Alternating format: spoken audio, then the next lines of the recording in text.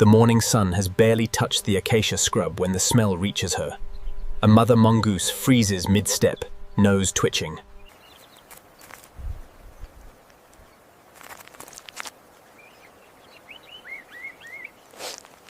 She has no way of knowing yet what kind of danger this is, only that every instinct in her body is screaming at her to move.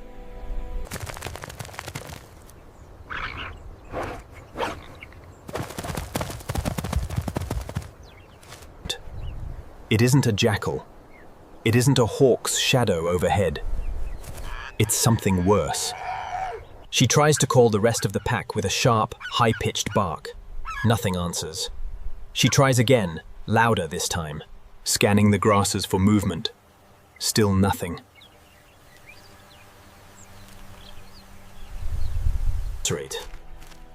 She paces the entrance, torn between rushing in blind and waiting for backup that may not come in time. Then, from the shadows of the burrow, a sound no mother wants to hear. The dry, rattling hiss of a cobra. She recoils instantly, ears flattening against her skull. Going in alone now would be suicide. But waiting could cost her everything. For a moment, she does something that looks almost like hesitation. It isn't. It's calculation. A mongoose that attacks in panic dies.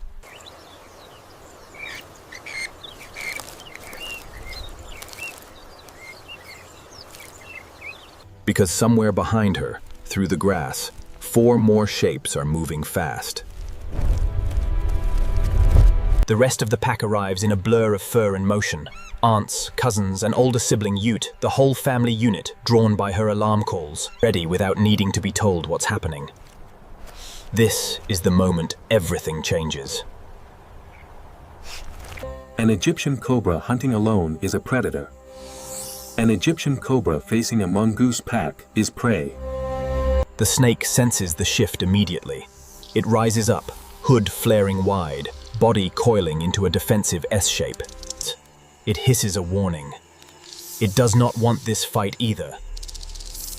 But it's too late to retreat. The pack begins to move, not in a straight charge, but in a loose, shifting circle. One striped mongoose darts forward. The Egyptian cobra strikes at empty air. Another mongoose lunges from the opposite side, forcing the snake to twist its head away, exposing its flank for half a second. Half a second is enough.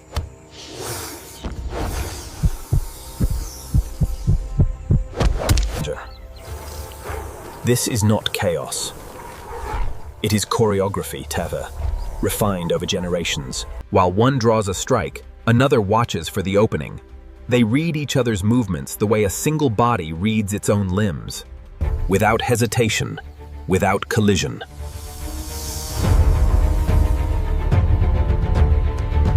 Their bodies are built for this dance. Long, low, flexible spines let them twist away from a strike in the blink of an eye.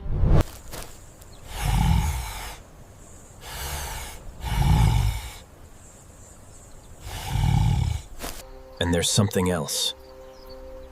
Something hidden in their blood. Mongooses carry a natural resistance to the neurotoxins in cobra venom. Their nerve receptors are shaped slightly differently. A margin for error. A margin most animals could never afford. A large enough dose, delivered in the wrong place, can still kill. But it buys them something priceless in a fight like this. A margin for error. A margin most animals could never afford. The king cobra strikes again, fast, precise, aimed at the nearest exposed body. It misses by inches.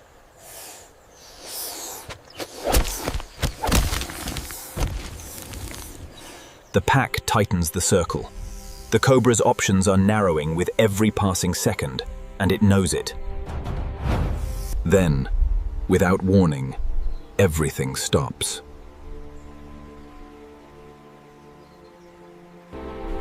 A shadow passes overhead. martial eagle, drawn by the movement and noise below, banks low over the clearing, talons already dropping, eyes locked on the open ground. For one heartbeat, both sides freeze.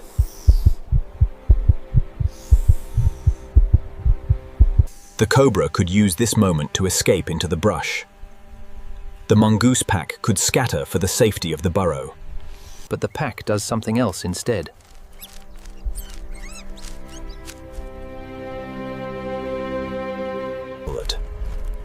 They regroup, tight, low, bodies pressed close together, forming a single, dense, moving mass, but one large, unpredictable shape.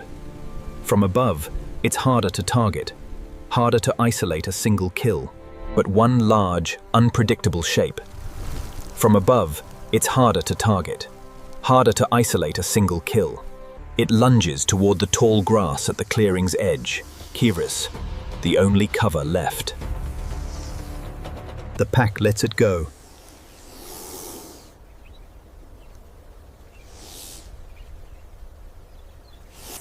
Not out of mercy, out of priority. The threat from above is bigger now than the threat on the ground. And every member of the family knows it without a single sound passing between them. They hold their formation until the eagle, finding no clear target, banks away and disappears over the tree line. Only then does the tension break.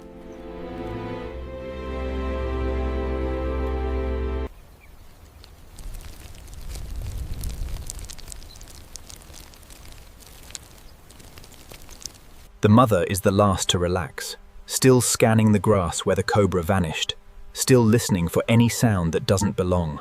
Nothing comes.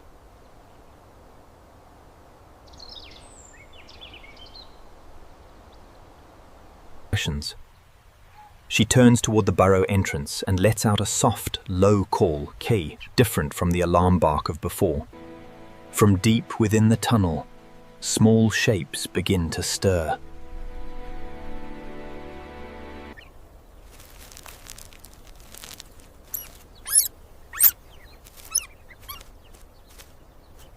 They have no idea how close the last few minutes came to changing everything. To them, this is simply another morning.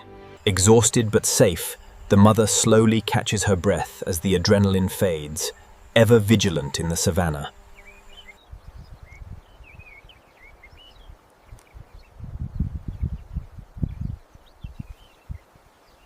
Another stretches out in a patch of warm sun, as if nothing happened at all.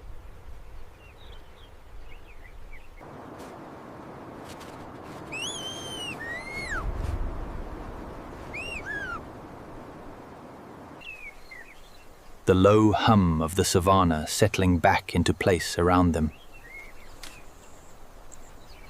For the pups, this is protection they will never remember, but one that shaped whether they lived to see another sunrise.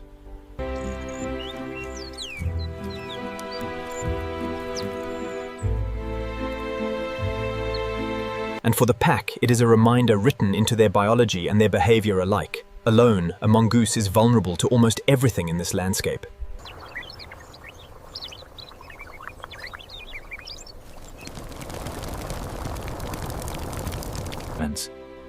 There is no applause in the wild for moments like this. No audience to witness the coordination, the risk. The grass settles, the tracks fade by evening, and the pack moves on, as if the entire event were simply part of an ordinary day.